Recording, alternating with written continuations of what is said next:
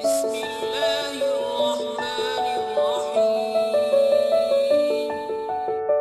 अल्लाह के नाम से जो बड़ा मेहरबान निहायत रहम वाला है। हेलो एवरीवन, आज हम जिस टॉपिक के ऊपर बात करने वाले हैं वो है एक मोटिवेशन की theory, reinforcement theory of motivation. ये थ्योरी जो है एक मोटिवेशन की थ्योरी है जो कि एक बिहेवियर थ्योरी है। चलें अब इस वीडियो को स्टार्टअप करते हैं। मैं इस वीडियो को अपने एक किस्से के साथ स्टार्टअप करना चाहता हूँ। चलें लेट स्टार्टअप दिस वीडियो। मैं वो किस्सा आपको सुनाता हूँ, शायद उससे आपको समझ में आ जाएगा कि ये थ्योरी है क्या। क्लास 4th या 5th में मेरे स्कूल में एक बार सिंगिंग कंपटीशन हुआ, तो मैं और मेरे एक और फ्रेंड ने, जो मेरा क्लोज फ्रेंड था, वी बोथ पार्टिसिपेटेड। हम दोनों ने अपना नाम लिखवा दिया कि क्योंकि इसमें पार्टिसिपेशन कम हो रही थी, तो मैडम ने थोड़ा प्रेशराइज भी किया हमें कि आप पार्टिसिपेट करो। तो हमने काफ़ी हिम्मत दिखाई और we just participated in the event. तो जब वो कंपटीशन की जब रिहर्सल चल रही थी, जब हम उसके ट्रेनिंग सेशंस में जा रहे थे, तो वहाँ पर क्या हो रहा था, जैसे ही मेरा फ्रेंड गाता था, तो गाने के बाद जब वो क्लास में आता था तो लोग उसकी काफ़ी उसका मजाक बनाते थे। लोग उसको कहते थे, ये तू क्या गा रहा है, क्यों गा रहा है, एहसान कर हम पे, बंद कर दे गाना। ऑन द अदर साइड मेरे सिंगिंग को लोग ठीक ठाक पसंद कर रहे थे और मुझे आने के बाद कहते थे, अरे तूने अच्छा किया, काफ़ी अच्छा किया। तो धीरे धीरे क्या होने लग पड़ा, he started neglecting those training sessions. वो जो मेरा फ्रेंड था, वो ट्रेनिंग सेशंस में जाने से नेग्लेक्ट करने लग गया या इग्नोर करने लग गया। इनफैक्ट जिस दिन कंपटीशन था वो उस दिन आया ही नहीं, स्कूल ही नहीं आया। अब यहाँ पर मैं आपको क्या समझाना चाहता हूँ, एक बिहेवियर था। बिहेवियर मीन्स कि एक्ट ऑफ सिंगिंग, हमने गाना गाया, एक बिहेवियर था, लेकिन उसका कंसिक्वेंस कैसा आ रहा है। कंसिक्वेंस वहां पर अब दो लोग थे, दोनों का कंसिक्वेंस अलग अलग आया।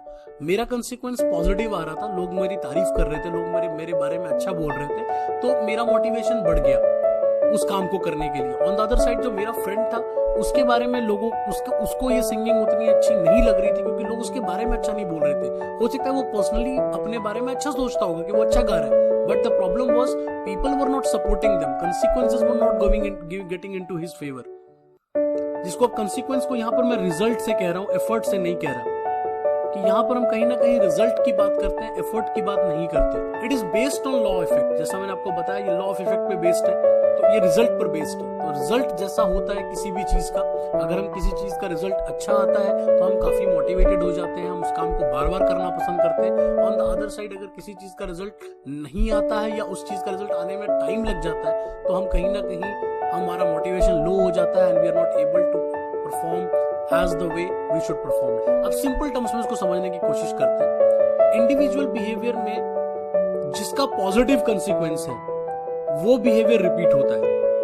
अब मैं एक और एग्जांपल से आपको समझाता हूँ। हम में से काफी लोगों का ओबेसिटी का प्रॉब्लम रहता है, like they have weight issues, तो वो क्या करते हैं, वो जिम जाना पसंद करते हैं। अब जिम एक ऐसी चीज है जो इमीडिएटली रिजल्ट्स नहीं देती, आपको उसके लिए थोड़ा वेट भी करना पड़ता है, थोड़ा पेशेंस भी रखना पड़ता है। तो जिन लोगों का तो पहले ही 1 महीने में कुछ वेट रिड्यूस हो जाता है, तो वो लोगों का एक पॉजिटिव कंसीक्वेंस आ गया, तो वो उस बिहेवियर को रिपीट करते चले जाते हैं और उनका वेट कहीं ना कहीं रिड्यूस हो जाता है। ऑन द अदर साइड जिसका नेगेटिव कंसीक्वेंस है ऐसी कोई भी चीज का, तो वहां पर क्या होगा, आप वो बिहेवियर रिपीट नहीं होगा, लोग उस बिहेवियर को इग्नोर करेंगे, छोड़ देंगे उस बिहेवियर को। इसीलिए बहुत सारे लोग जिम पहले 2 महीने 1 महीने में ही छोड़ देते हैं, क्योंकि उनको लगता है कि इसका कोई फायदा नहीं हो रहा, we are not able to work hard और we are not able to reduce, हम अपने रिजल्ट्स को देख नहीं पा रहे कहीं ना कहीं, एंड हेंस हम रिपीट करना बंद कर देते हैं उस बिहेवियर को। अब इसका ऑर्गेनाइजेशन में क्या यूसेज है, हम उसके बारे में बात करते हैं। A manager can use these methods को आप यूज कर सकते हैं एम्प्लॉइज को कंट्रोल करने के लिए। तो वो कौन कौन से मेथड्स हैं? पहला है पॉजिटिव रीइंफोर्समेंट, जो फर्स्ट मेथड आप यूज कर सकते हैं। सेकंड इज नेगेटिव रीइंफोर्समेंट, आप यूज कर सकते हैं। Third is you can use punishment and fourth you can use extinction. ये चारों ही के चारों बिहेवियर इस्तेमाल किए जा सकते हैं या किए जाते हैं किसी भी ऑर्गेनाइजेशन में एम्प्लॉइज के मोटिवेशन के कंटेक्स्ट में। Let us take up one by one, हम एक एक करके समझते हैं इसको। तो पॉजिटिव रीइंफोर्समेंट की बात करते हैं। Manager must give positive response when the individual shows positive और रिक्वायर्ड बिहेवियर। सिंपल सी बात है, अगर कोई एम्प्लॉय अच्छा काम करता है, अगर कोई एम्प्लॉय आपके हिसाब से काम करता है, आपके डिजायर्ड बिहेवियर के हिसाब से काम करता है, या जैसे फॉर एग्जांपल मैंने यहीं पे लिखा है कि अगर कोई एम्प्लॉय टाइम पे जल्दी आता है या टाइम पर आता है ऑफिस, आप उसको इमीडिएटली प्रेज करते हैं, आप उसको इमीडिएटली उसकी तारीफ करते हैं, इमीडिएटली उसको रिकॉग्निशन देते हैं, या कई बार उसको मीटिंग्स में बुला करके वहां उसको अप्रेज करते हैं सभी लोगों के सामने। तो होता क्या है, एक पॉजिटिव रीइंफोर्समेंट आ जाता है। जैसे ही पॉजिटिव रीइंफोर्समेंट आ जाता है तो आप सोचते हो कि मैं उस काम को क्यों ना दोबारा करूं, मेरा मोटिवेशन लेवल बढ़ जाता है उस काम को लेकर। तो ऑर्गेनाइजेशन में हमेशा ही छोटे छोटे रिवॉर्ड दिए जाते हैं, छोटे छोटे प्रेजेस दिए जाते हैं, कई बार रिकॉग्निशन लेटर्स दिए जाते हैं, कई बार गुडीज दिए जाते हैं। दीज आर स्मॉल थिंग्स, या कई बार सिर्फ एक स्मॉल प्रेज मिलती है आपको अपने बॉस से, आपको वही खुश कर देता है और आपको मोटिवेशन फील होता है ऑर्गेनाइजेशन में काम करने के लिए। This will increase the probability of outstanding behaviour occurring again. जैसा मैंने आपको बताया कि ये आपको बार बार उस बिहेवियर को करने के लिए मजबूर करता है, क्योंकि आपको लगता है कि अगर मैंने इस साल ये काम किया और अच्छा किया और मुझे उसके बदले में अप्रेजल मिल रहा है या प्रेज मिल रही है, तो मैं क्यों ना उस काम को दोबारा करूं। इसीलिए मैं कहता हूं कि जो टेस्ट ऑफ सक्सेस होता है वो काफी इंपॉर्टेंट होता है। जो बच्चा छोटे एज में ही टेस्ट ऑफ सक्सेस को देख लेता है वो कभी पीछे नहीं आना चाहता, क्योंकि वो उसके पॉजिटिव रीइंफोर्समेंट को देख चुका होता है,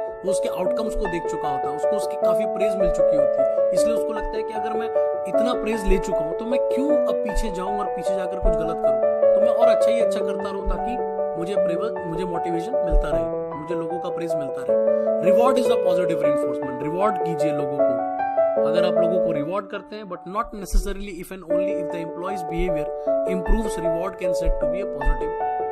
अच्छा, इसका एक चीज का बस ध्यान रखना है, रिवॉर्ड तो करना है, लेकिन आप ये भी देखना है कि क्या रिवॉर्ड करने से एम्प्लॉय का बिहेवियर इंप्रूव हो रहा है।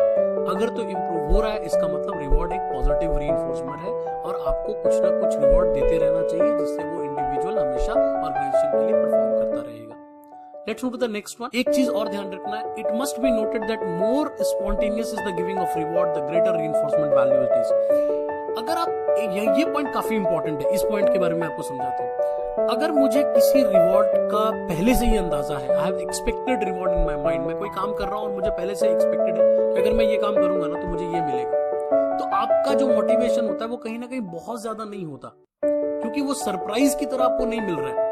आपको कहीं ना कहीं आपको पता था, लास्ट में ये कहोगे कि ये तो मुझे पता ही था कि मुझे मिलेगा। ऑन द अदर साइड अगर वो स्पॉन्टेनियस है, अगर वो आपको सरप्राइज कर दे रहे हैं with the reward, that means आप वहां पर काफी खुश होते हो। आपको लगता है कि ये तो मैंने सोचा ही नहीं था कि इसका ये भी रिवॉर्ड मिल सकता है, और फिर वो आपको रिवॉर्ड मिलता है। जैसे मेरे YouTube चैनल को ही देख लें, मैंने कभी सोचा ही नहीं था कि मैंने जब ये चैनल शुरू किया था और जब मैंने पढ़ाना शुरू किया तो मुझे ऐसा लग रहा था कि पता नहीं कोई देखने आएगा भी कि नहीं आएगा, क्योंकि जो कंटेंट मैं बना रहा था वो majority of the content already YouTube पर काफी अवेलेबल है। ऐसी बात नहीं है कि वो अवेलेबल नहीं है, बट लोगों को मेरा पढ़ाना अच्छा लगा, मेरे पढ़ाने का स्टाइल अच्छा लगा, तो थैंक्स सो मच। और उससे मेरा स्पॉन्टेनियस है वो कहीं ना कहीं सरप्राइज था मेरे लिए भी, और मेरा भी पॉजिटिव रीइंफोर्समेंट हो गया, जो कि मुझे मोर एंड मोर कंटेंट बनाने के लिए मजबूर कर रहा है। Next we have is negative reinforcement. थोड़ा सा इसको समझना ही है।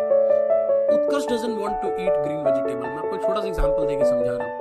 उत्कर्ष नाम का एक कोई बच्चा है जो ग्रीन वेजिटेबल पसंद नहीं करता। उसके पेरेंट्स हमेशा कोशिश करते रहते हैं और उसको हमेशा खिलाने के लिए कोई ना कोई नया जुगाड़ या तरीका सोचते रहते हैं। ये हर इंडियन घर की कॉमन सी प्रॉब्लम है और हर घर में ये होता ही होता है। At the dinner time if there is a green vegetable, जब भी वो प्लेट पे ग्रीन वेजिटेबल देखता है वो क्या करता है, वो स्क्रीम करने लग जाता है, शाउट करने लग जाता है। अब यहाँ पे ध्यान देंगे आप, स्क्रीम एंड शाउट। उससे क्या होता है, जैसे अब वो करते हैं वो तब तक करता रहता है जब तक कि वो प्लेट वहां से हटा ना ली जाए। जैसे ही वो प्लेट हटा ली जाती है चुप हो जाता है।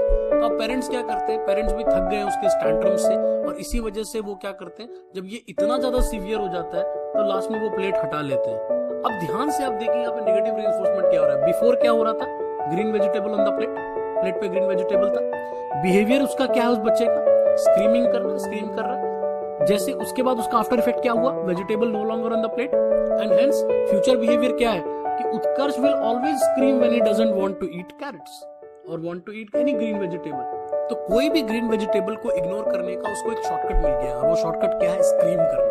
और ऐसा बहुत सारे बच्चे करते हैं। मैंने बहुत सारे बच्चों को मॉल में देखा है कि बार्बी डॉल पकड़ ली, क्रिकेट का बैट पकड़ लिया, वो वहीं पे रो रहे हैं, वहीं पे लेट रहे हैं, इस वजह से सिर्फ क्योंकि उनके पेरेंट्स उसकी बात मान जाए और आखिरकार वो काम हो जाए। तो नेगेटिव रीइंफोर्समेंट क्या है, एक तरह का नेगेटिव बिहेवियर है। तो क्या, लेकिन उसका रिजल्ट उसका पॉजिटिव है, आपके फेवर में रिजल्ट जाता है, लेकिन वो बिहेवियर नेगेटिव है। मैं आपको एग्जांपल देता हूँ और भी। फॉर एग्जांपल एग्जाम में चीटिंग को आप देखें। एग्जाम में चीटिंग एक नेगेटिव बिहेवियर है, लेकिन जो लोग इसको करते हैं और उसको अगर उसका पॉजिटिव रिवॉर्ड मिल जाता है तो वो बार बार उसको रिपीट करने लग जाता है। उसको लगता है कि इसमें बुराई क्या है, करप्शन भी कुछ ऐसा ही है। तो एक नेगेटिव रीइंफोर्समेंट क्या है कि एक ऐसा एक्ट जो कि है नेगेटिव लेकिन वो आपको पॉजिटिव लगता है क्योंकि वो आपको पॉजिटिव रिजल्ट्स देता है। ऑर्गेनाइजेशन में भी इसका काफी इंप्लीकेशन है। इसका रीजन ये है कि निगेटिव रीइंफोर्समेंट कहीं ना कहीं एक तरह का बिहेवियर है जो कि काफी एम्प्लॉइज करते हैं और उनको ऐसा लगता है कि अगर हम कम भी काम कर रहे हैं तो भी तो हमें अप्रेजल मिल ही रहा है, तो जो कोई ज्यादा कर रहा है वो क्या कर ले रहा है ऐसा जो हम नहीं कर रहे।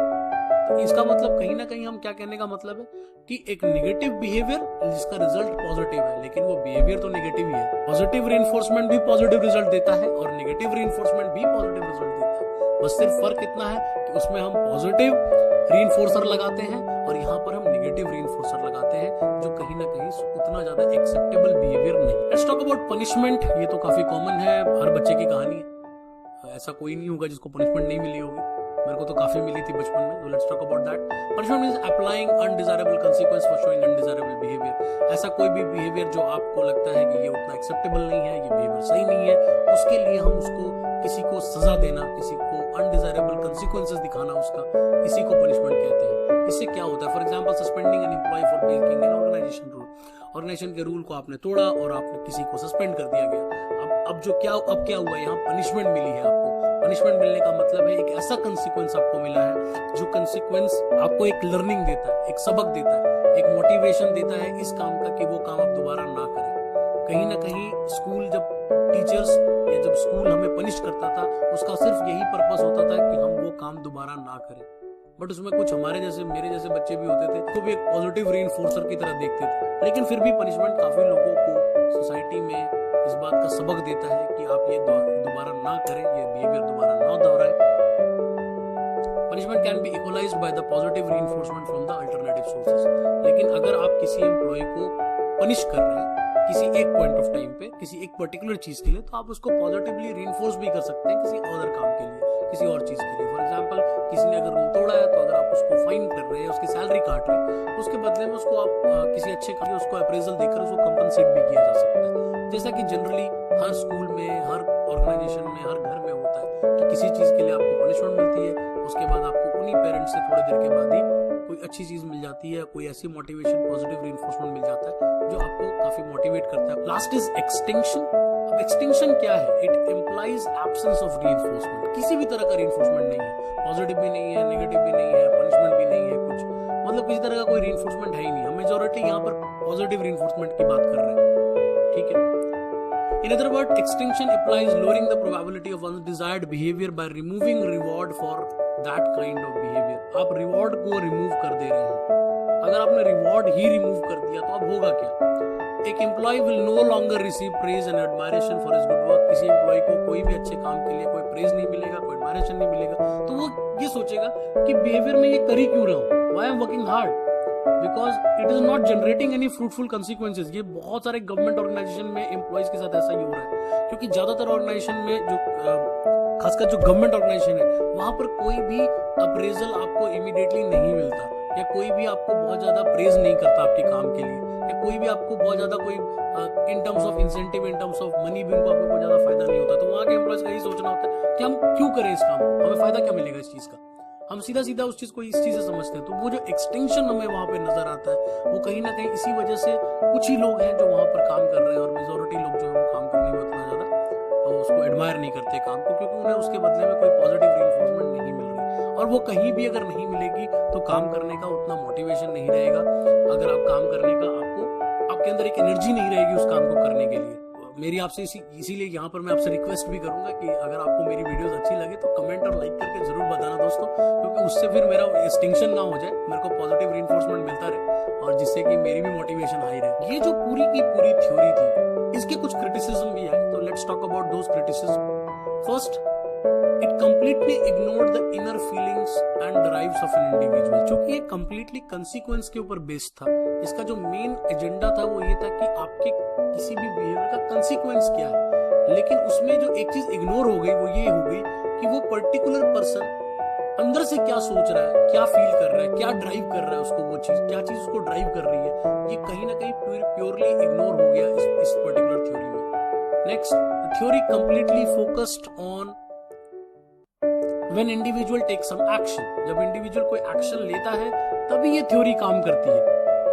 Thus, according to Skinner, the external environment of the organization must be designed effectively and positively to motivate the employee। इसका मतलब कहीं ना कहीं मोटिवेशन जो है वो प्योरली किस पे बेस्ड है, वो इन्वायरमेंट ऑफ द ऑर्गेनाइजेशन पे बेस्ड है। अगर ऑर्गेनाइजेशन, इसका मतलब ये है कि अगर यहाँ पर पॉजिटिव रिवॉर्ड मिलता रहेगा तो हर एम्प्लॉय पॉजिटिव मोटिवेट होता ही रहेगा, ऐसा नहीं। तीसरा क्रिटिसिज्म था इस थ्योरी का, वो ये था कि इस थ्योरी को एम्प्लॉयर या ऑर्गेनाइजेशन बिहेवियर को कंट्रोल करने के लिए यूज कर रही है। बिहेवियर को कंट्रोल करने का मतलब है कि एक तरह का आप, इसका मतलब ये है कि आपका फोकस किस चीज के ऊपर नहीं है, तो कॉजेज ऑफ इंडिविजुअल बिहेवियर, कि वो चीज हो क्यों रही है, आप इस पर फोकस नहीं कर रहे, बस जो चीज हो रही है उसके ऊपर फोकस कर रहे हैं कि जो हुआ उसका रिवॉर्ड दे दिया, या किसी ने परफॉर्म नहीं किया तो उसको नेगेटिव रिइंफोर्समेंट दे दिया, किसी को पनिशमेंट दे दिया।